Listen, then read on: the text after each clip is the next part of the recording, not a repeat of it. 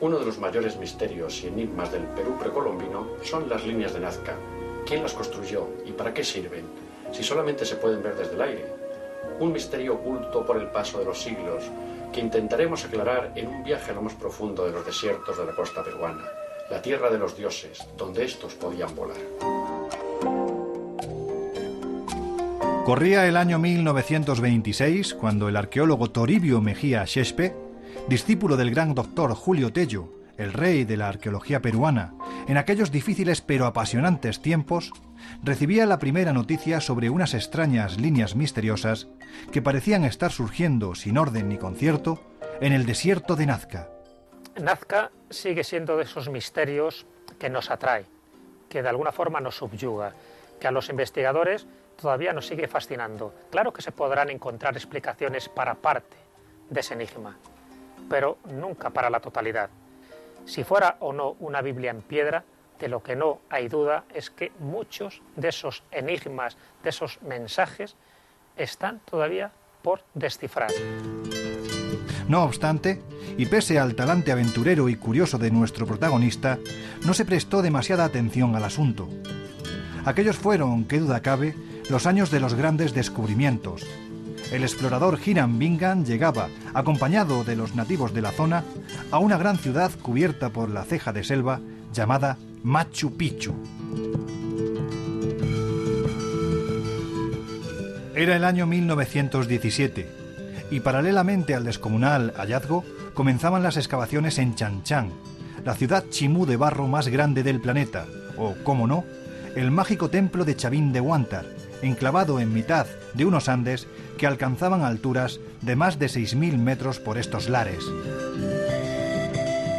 Pasadas las décadas, en ese lejano 1939, un nuevo arqueólogo y antropólogo norteamericano de la Universidad de Long Island, Paul Kosok, arribaría a las pampas de San José de Socos, atraído por los múltiples misterios que estaban saliendo a la luz en la Tierra del Cóndor.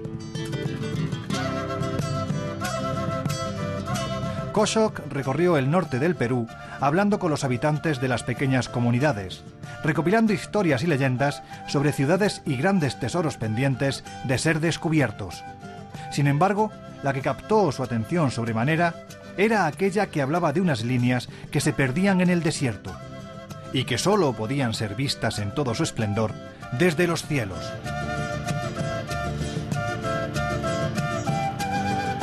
El científico tomó la carretera panamericana que atravesaba la vasta planicie. Allí, entre los kilómetros 419 y 465, en una superficie de más de 500 kilómetros cuadrados, se habría de llevar la sorpresa más importante de su vida. Al llegar a una pequeña meseta en las entrañas de este mar de arena y piedra, abrasada por el astro rey, Kosok trepó por una de sus paredes, apreciando cómo a sus pies, bajo el sofocante calor, cientos de líneas realizadas sobre la dura capa del desierto atravesaban la pampa. No era cuestión de azar. No había duda de que habían sido creadas, en un tiempo pasado, por el hombre. Sobre Nazca se ha dicho muchas cosas, muchas teorías, algunas peregrinas y otras pues con ciertos visos de verosimilitud. Últimamente se ha investigado mucho sobre Nazca y sobre Palpa, porque para entender el misterio de estos geoglifos de Nazca hay que saber que también en Palpa existen estas líneas misteriosas, la mayoría de las cuales solo se pueden ver desde el aire. Las líneas y figuras finalmente fueron descubiertas cuando el citado Kosok, a bordo de un pequeño avión, sobrevoló la zona intentando atisbar los sistemas de irrigación creados por los Nazca. Y es que estaba convencido de que las largas líneas que atravesaban la planicie no eran sino un invento primario de intento de canalización de agua. Y entonces se llevó una nueva sorpresa. La araña, el colibrí, el mono, después de siglos de silencio y olvido, estaban ahí, observando impasibles el vuelo del científico. En muchos casos las figuras poseían una longitud superior a los 300 metros.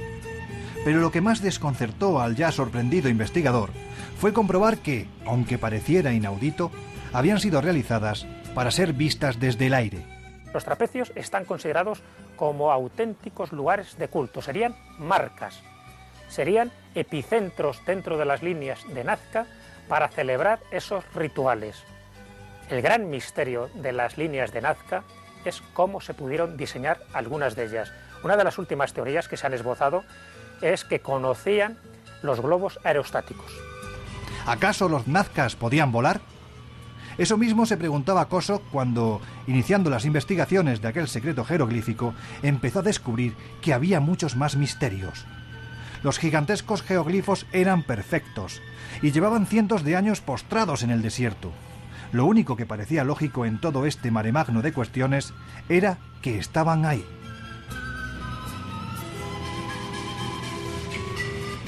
La tierra de este desierto posee una superficie cobriza debida al hierro que contiene. No obstante, es suficiente profundizar unos centímetros o simplemente caminar sobre ella para que queden marcas, pues tal es el efecto que consigue la capa de tierra blanquecina que subyace bajo la primera ferrosa.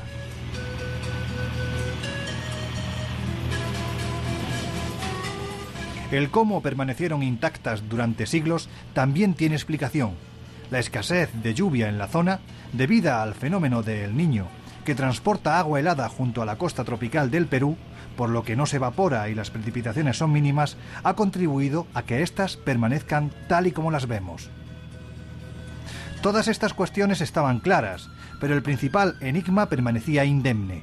¿Para qué construyeron estos magníficos dibujos? Las últimas investigaciones indican que nada tiene que ver con la astronomía ni con un calendario astronómico. Las cientos, miles de líneas que configuran esos 500 kilómetros cuadrados solo de Nazca, porque de Palpa hay muchísimas más, se ha evidenciado que no están marcando solsticios ni equinoccios, que no están marcando ningún tipo de fenómeno astronómico, ni mucho menos astrológico, sencillamente porque todas están en todas las direcciones. Es decir, claro que sí, que algunas, por casualidad, pueden estar señalando un momento dado del equinoccio de primavera o del solsticio de invierno, pero sería mera casualidad. Esas son una de las conclusiones a las que han llegado esas últimas investigaciones. ¿Quiere esto decir que no hay misterio en las líneas de Nazca? En absoluto, claro que hay misterios. Uno de los misterios importantes es que muchas de ellas solo se pueden ver desde el aire. Otro de los misterios es que, así como podemos explicar cómo se han podido hacer determinadas figuras, trapecios o líneas a través de palos guías, lo que no se puede explicar hoy por hoy es cómo se hicieron esas figuras más complejas que representan a seres vivos, a esas arañas, a esos colibríes, a esos monos, incluso a esas figuras humanas. Todavía no hay una explicación convincente. Ahí es donde radica uno de los principales misterios de las líneas de Nazca.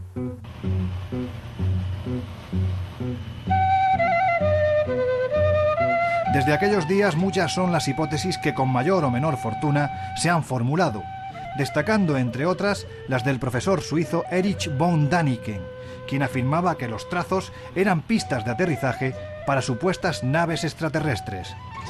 Y es que hubo un tiempo en el que, por muy atrevidas o irreverentes que fueran algunas de estas teorías, ninguna de ellas era descartable.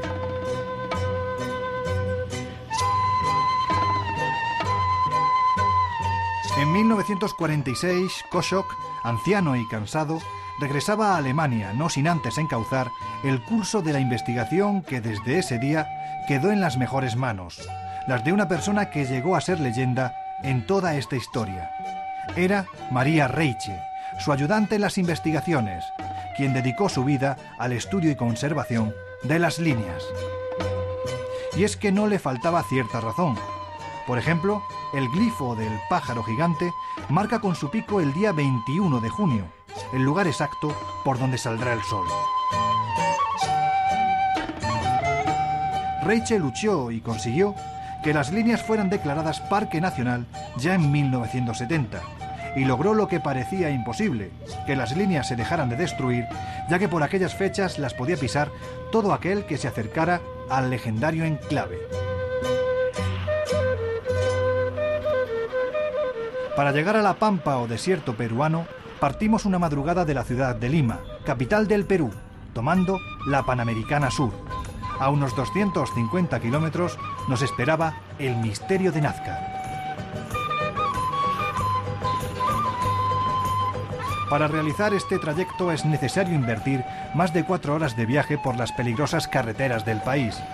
Y es que donde hasta hace pocos años se podía sufrir en cualquier recodo del camino el asalto de los hombres de Sendero Luminoso, ahora debemos desconfiar de los temerarios conductores. El día va pasando y el paisaje cada vez cautiva más. De vez en cuando algún pueblo interrumpe la monotonía del desierto. Atravesamos el Valle del Supay, que traducido al castellano significa literalmente diablo. Y es que, sin duda, quien le puso tal nombre no solo hubo de pensar en el aspecto ritualístico del asunto, sino también en el tremendo calor que azota nuestras cabezas. Aparecen las grandes e infinitas rectas que atraviesan la pampa. A un lado y a otro, los carteles avisan de que esta es zona de espesas nieblas, da igual a la hora del día que decidamos atravesarla. Así, a media tarde, arribamos al aeródromo del pueblo de Nazca, donde se alquilan las pequeñas avionetas que sobrevuelan las líneas. Son las 16:30 horas y volar ya entrada la tarde no es que sea poco recomendable, es sumamente peligroso, pues las corrientes de aire caliente dificultan el viaje y las turbulencias zarandean el avión a su antojo. Pero estamos aquí.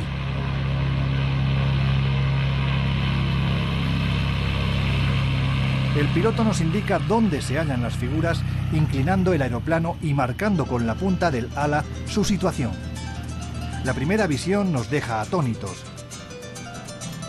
Y es que por muchos documentales que hemos visto de Nazca, cuando tienes ante ti este rompecabezas, este auténtico templo a lo imposible, todo cambia. La visión es asombrosa.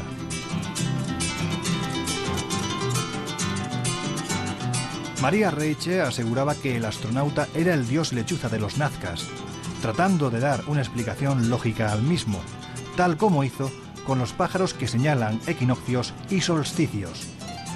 Pero, ¿quién ha impuesto que todo en esta vida necesita una explicación lógica? En muchas ocasiones, y ante la falta contundente de pruebas, es más interesante dejar volar la imaginación. El vuelo es incómodo. La avioneta se mueve con violencia, intentando enderezarse y mantenerse en el aire, pero las vicisitudes pasan, pues el espectáculo es cada vez mayor. ¿Cómo pueden verse con tanta claridad unas líneas arañadas sobre la Tierra hace casi 1000 años? Si los nazcas no podían volar, ¿cómo consiguieron esa perfección? Si las líneas solo se ven desde el aire, ¿para quién se trazaron? Preguntas que a día de hoy permanecen durmiendo el sueño de los justos en este enigmático enclave, en lo más perdido y mágico del Perú. Los investigadores del Instituto Alemán, que también están trabajando para descifrar el enigma de las líneas de Nazca, crearon hace unos pocos años el proyecto Nazca Palpa. Bueno, pues también ellos llegaron a unas conclusiones en parte parecidas a lo de los investigadores peruanos, diciendo que esos trapecios, que esas líneas tienen que ver con ritos de fertilidad, sencillamente porque se han encontrado conchas marinas, se han encontrado cerámicas. Las conchas marinas en simbolismo están representando fertilidad, pero no son unas conchas marinas cualquiera, son conchas que se han localizado en las costas de Ecuador. Así que nos está indicando siempre que estas líneas serían como caminos procesionales para seguir una ruta, en concreto por los pueblos de Nazca, que serviría para colocar ofrendas a sus dioses. Así que aquí estamos en dos claves principales de las líneas de Nazca. Por una parte, estos ritos de fertilidad. No olvidemos que cuando se hacen estas figuras, cuando se hacen estos trapecios, cuando se hacen estos geoglifos, era una época donde se estaba desertificando la zona y por lo tanto había que rendir este tipo de tributos a los dioses para que lloviera o por lo menos para que la desertificación no fuera tan austera. Y la otra parte, la otra conclusión a la que llegan estos arqueólogos es que los dibujos serían señales para los dioses. Las piedras de Ica, del genial doctor Cabrera de Arquea, nos aguardan. Fallecido hace unos años, su museo es un centro a lo imposible, capaz de despertar encendidas polémicas. No en vano, las miles de piedras que se reparten en el interior del mismo presentan extraños dibujos en los que se ven animales prehistóricos conviviendo con humanos, complicadas operaciones de cirugía, que incluso hoy día serían complicadas de realizar. En un recorrido por uno de los enclaves más sorprendentes de estas tierras. Algunas piedras caben en un puño, pero otras pesan toneladas y en su labrado se ha empleado un tiempo incalculable. Según diversas teorías, estas rocas que aparecen en mitad de los desiertos cercanos a la población de Ica, las realizó una humanidad pasada de la que únicamente tenemos constancia gracias a estos testamentos en piedra. Lo cierto es que pese a que la sombra, en ocasiones la certeza de fraude siempre ha rondado a las mismas, debemos dejar una puerta abierta a la posibilidad de que, ¿por qué no?, estemos ante una biblioteca lítica similar, por ejemplo, a lo que reflejan las líneas de Nazca o las figuras de Acámbaro en México. Sobre Ica tengo que ser rotundo. Las piedras de Ica son falsas. Y cuando digo que son falsas no me refiero a que la mayoría sean falsas, sino todas. Por lo menos todas las que se muestran se exhiben en el Museo de Ica. Todas son obras hechas por un personaje que ha sido emblemático en toda la historia reciente de Ica, que es Javier Cabrera de Arquea. Y no me refiero que estén hechas por su mano, sino mandadas a hacer por este hombre. Hace unos pocos años, el investigador español Vicente París hizo un análisis sobre estas piedras de Ica. Él ha viajado muchísimo a Perú, se ha entrevistado con Javier Cabrera de Arquea y también con los artífices de estas piedras, tanto con Basilio Uchuya como con Irma Gutiérrez Aparcana. El proceso de elaboración no es nada complicado, incluso descubrió el lugar de origen de estas piedras, unas piedras especiales que son fácil para hacer este tipo de diseños, no tiene una dureza extrema, y luego se sometían a un proceso de envejecimiento. Incluso le enseñaron los modelos, tanto de dinosaurios como de operaciones quirúrgicas, los modelos en los que se habían basado para hacer estos dibujos. El que se hayan encontrado 11.000 piedras, incluso se habla de 50.000 piedras de estas características, lo que incide es que fue un pequeño negocio, rentable para algunas personas, sobre todo para aquellos que hicieron los diseños, pero que sirvió un poco para poner de moda el que existieran civilizaciones anteriores a la humana. La pena es que en este caso concreto las piedras de esta, que intentaba demostrar la autenticidad de esta humanidad gliptolítica, pues eran más falsas que un euro de corcho, pero eso no indica de que todo el esfuerzo que se hiciera cayera en balde. Es decir, hoy por hoy Ica es reconocida por estas piedras y Javier Cabrera de Arquea, que murió hace unos pocos años, tiene el honor, el dudoso honor, de haber puesto de moda no solo a estas piedras, sino también a esta localidad, la gran localidad de Ica. El destino nos había de llevar hasta Melquiades. Nos habían hablado de él en un pequeño restaurante de carretera, y cuando llegamos a su casa parecía que nos estaba esperando. Es un brujo de Ica, que solo trabaja la magia negra y con Satanás como aliado. El chamán nos recibe con toda amabilidad en su hogar. Sin dudarlo, nos conduce a la habitación donde duerme y donde tiene todos sus amuletos y trabajos. No debe separarse de ellos jamás, incluso cuando descansa, pues en ese momento es más accesible a otros hechiceros que quieren hacerle mal. El daño es más fácil que curar. ¿Por qué? Porque si a una persona se le puede dar un tomo, llámese en líquido, en comida, fácilmente lo puede consumir. Y llámese a la consecuencia que pues tiene ciertos malestares, pues gástrica, estómago flojo, dolencias al estómago, y muchas veces recurren a cuestión de medicina. Y la medicina es tan bien fuerte que le va haciendo más daño. Y muchas veces, a veces recurren a tiempo a una persona que es curioso y se dan a tiempo su curación. Cuando ya el caso ya es pasado, desgraciadamente ya no hay cura ya. Por mucho que recurren, ya no ya. El daño ya está pasado ya. Esa calavera pertenece a mis bisabuelos. Se llama Tomás. También practicó el curanderismo. Él le transmitió el curanderismo a mi padre. Y mi padre me lo transmitió a mí, ahorita. Como ahorita también lo estoy transmitiendo ahorita a mi hijo. Entre muñecos, velas, paquetes con trabajos de magia negra a medio terminar, observamos algo que nos llama la atención. Entre las mugrientas páginas amarillas de un libro que reposa en la mesa se atisba un título singular: El libro de San Cipriano o la clavícula de Salomón. Este trabajo es raro en extremo, dificilísimo de conseguir, pues se trata del manual o guía para cualquier hechicero de magia negra, en el que se relatan los conjuros para obtener la suerte, el amor e incluso para conseguir la muerte de quien deseemos. Invocando a Lucifer, él es el jefe de la parte negativa, de la magia negra, es lo máximo. Después viene una escala, llámese Tanachía, Nevirus, Aspiro, Nereibo, ya son espíritus en menor escala ya. Pero el máximo de los jefes es Lucifer, Luzbel, él es el jefe. A estas alturas de siglo es sorprendente observar la fe que se pone en estos personajes, capaces de obrar prodigios imposibles y de manejar las fuerzas del bien y del mal. Nosotros estamos aquí solo en calidad de testigos. Es mejor no ir más allá. Ante la magia negra sí se puede matar a mucha gente. Llámese, como digo, invocando nomás, con conjuro, sin necesidad que uno ya tenga que darle algo por la boca. Basta con, mal cuidado, basta con una prenda de la persona, ya con su fotografía es mejor todavía. Los conjuros y ritos continúan. Escuchamos invocaciones que ponen espanto en el corazón. Está llamando al mal, nombrando a los demonios que deben de ayudarle en su labor.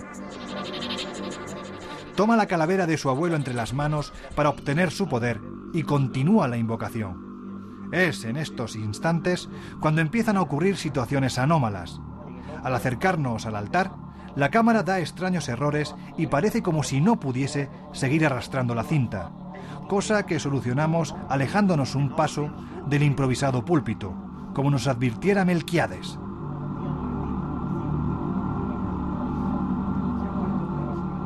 No sabemos si esto tendrá efecto en la persona a la que se intenta realizar el daño, pero como asegura el brujo, ese hombre ya ha contratado a otro hechicero para que le proteja. Nuestra expedición por el Perú misterioso sigue su rumbo, pero esta vez con un protector en los bolsillos. Melquiades nos ha regalado el libro de San Cipriano. La primera norma es no aceptar jamás el regalo de un brujo, ni darle nada propio, pero la tentación es demasiado grande.